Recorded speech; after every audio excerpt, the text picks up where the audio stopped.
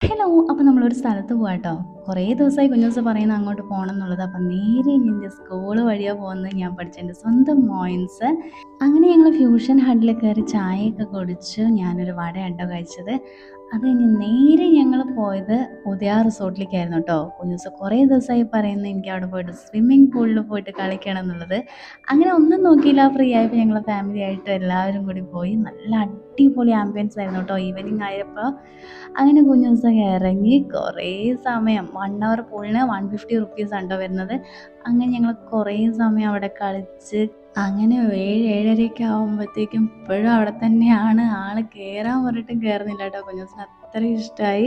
എങ്ങനെയൊക്കെയോ അവനെ കയറ്റി ഞങ്ങൾ നേരെ അവിടെ നിന്ന് ടാറ്റ ബൈ ബൈ പറഞ്ഞ് ജോബീസ് മോളിലേക്ക് എത്തി. അവിടെ കുറച്ച് നേരം കറങ്ങി അത് കഴിഞ്ഞ് നേരെ സോഷ്യൽ കിച്ചണിൽ പോയി. അവിടെ പോയതാ മെയിൻ പരിപാടി ഇതാണ്.